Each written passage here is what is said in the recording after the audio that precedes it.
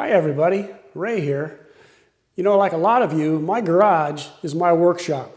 So I have to have smaller equipment, portable equipment that I can bring out when I need it and put it away when I'm done with it. So an example today is this Dewalt portable table saw. And I built a cart for it with wheels so I can roll it out. I built an outfeed table for it so I can have my wood moving out and not worry about it falling off the edge of the job site saw here, or the portable saw.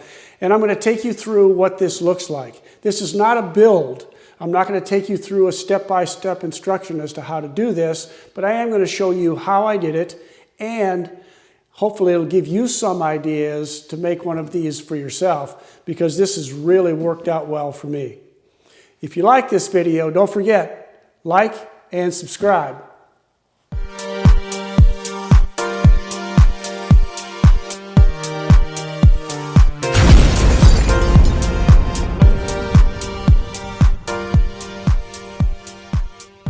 So, giving you a side view of this cart, from the ground to the top, it is 37.5 inches tall, and that includes the wheels that are on the bottom.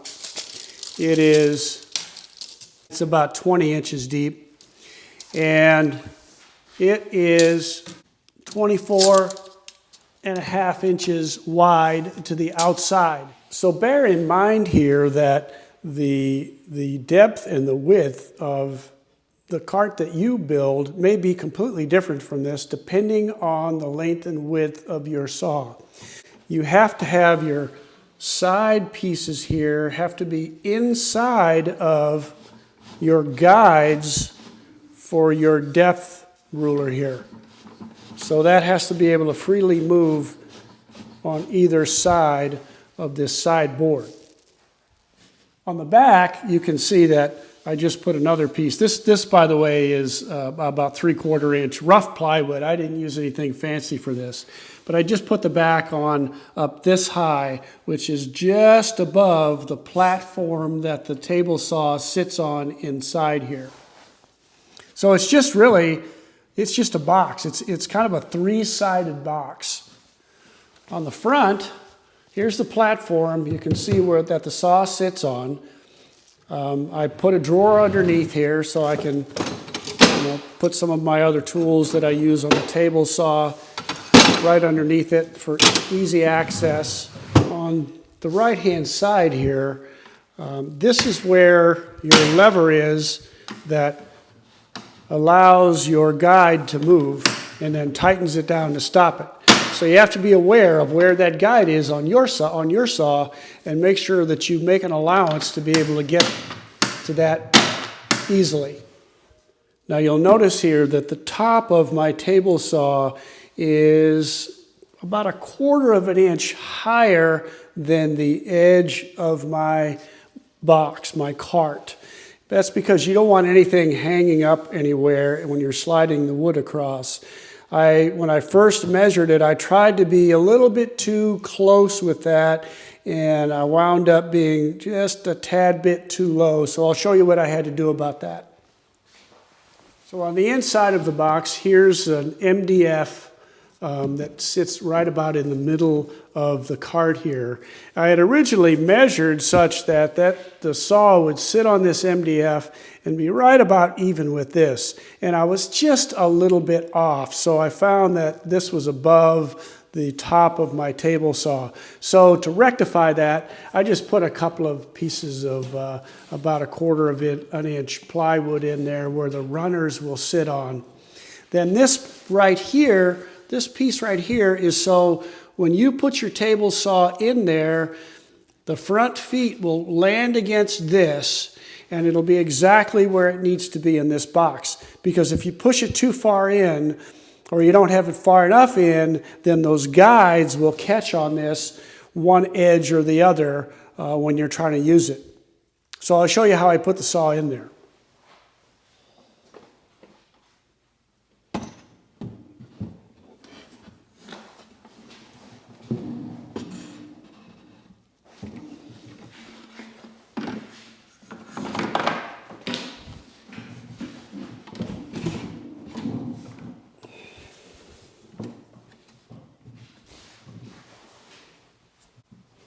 So when you get that slid in there and you put it right against that guide where it's supposed to be, both of your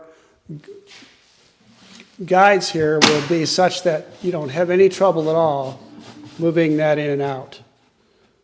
So that little piece inside helps it fit right where you want it to fit inside that rolling cart.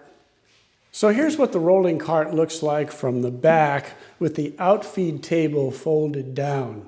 Now to put this outfeed table on there, I have one block or one piece that goes from side to side all the way to the side of the unit to stabilize the top.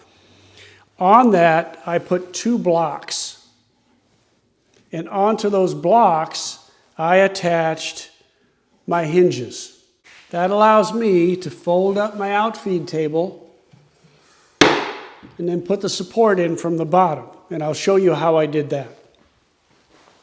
So on the back of the cart here, I have a brace that goes across from one side all the way to the other. And that brace is the same 3/4 inch plywood. And so what I did was I took 2 pieces of this 3/4 inch plywood and I cut them about 3 inches long, joined them together to make 2 blocks that I could connect hinges to, and then connect those hinges to the underside of my outfeed table here. So from the underside, you can see the blocks and how they're connected to the outfeed table by these 2 hinges. Then I took another board, cut it at an angle so it would fit here and fit under my table, and connected it, just a door hinge. I connected a door hinge such that it'll fold down like that, and when I bring it up and put this under here, then it's perfectly level.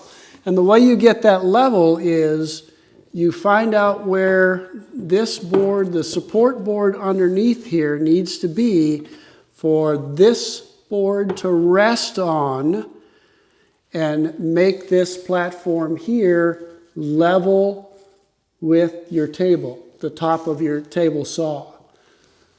So that's how that was made. Very simple. You just lift it up, that flops down, and that flops down. Now the next piece I'm going to show you about this outfeed table is all about safety. As you know, this platform here is held by a cantilever underneath. If you tried to put a long, heavy board on here, this potentially could put enough weight on that cantilever that it could cause this saw to tip. First of all, this design isn't made for long, heavy boards. I wouldn't recommend that you mess around with a 2x6, 8-foot board.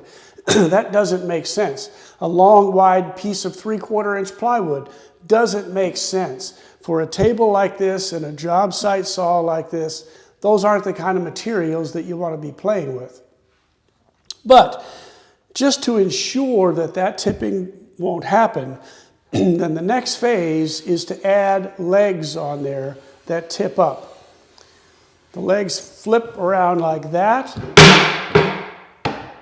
And now you've got both the cantilever piece and the legs to make sure that you've got a good solid platform on here. So it's going to hold all the weight you want to put in here. It's holding 160 pounds for me. And it's going to do it much more safely. So I'm going to go over how to build those legs. Making the legs for this outfeed table is really pretty simple. First, you need boards that are long enough to be able to be bolted to the table and reach the floor. And at that height, this remains parallel with the top of your table saw. So your wood will slide right across here. Now my outfeed table is 3/4 inch MDF, and then I surrounded that MDF with 1x4s to make sure that that stayed nice and stable and doesn't move around on me. These bolts go through those 1x4s. They're just 1/4-inch bolts with washers to allow them to swing. This piece right here, and I'll show you this closer, this piece right here just has 2 pocket screws in the back that hold it to this outside board. What that allows this to do is to freely swing up and down to be able to be put away, and this doesn't get in the way of that action. Now, this little block here, and I'll show you an inside view, is screwed to this block. So these 2 blocks are screwed together.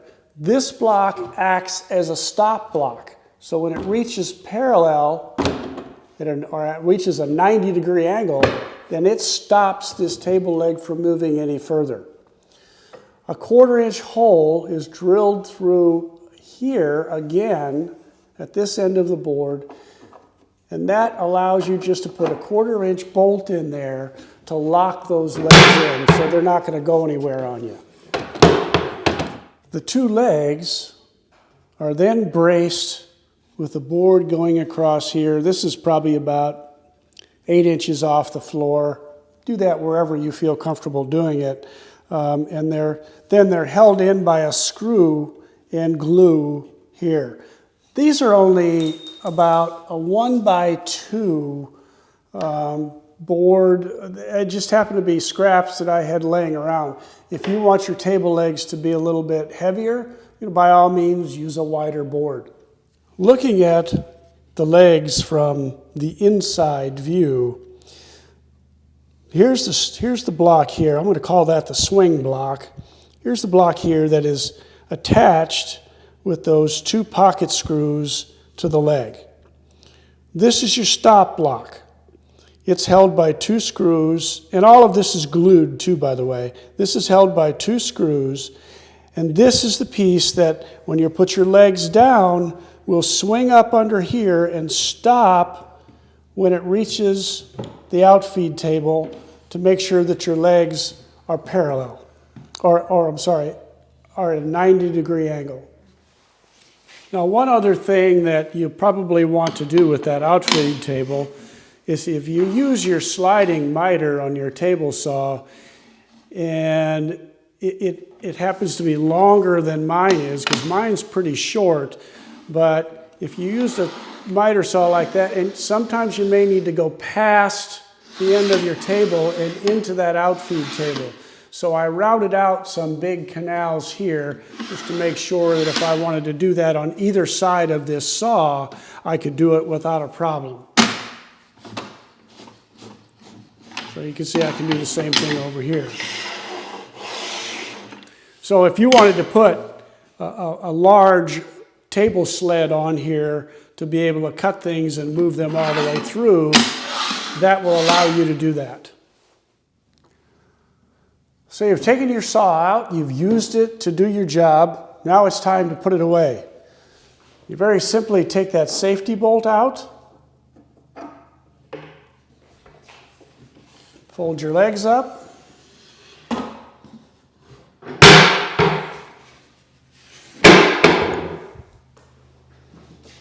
and roll your table back away.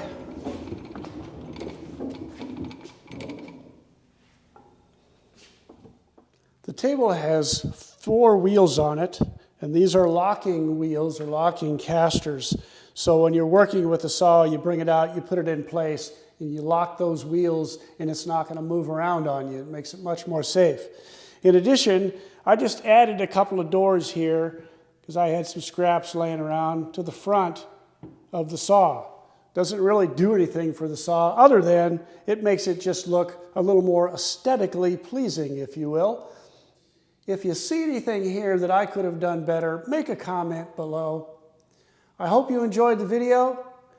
Don't forget to like and subscribe. And thanks.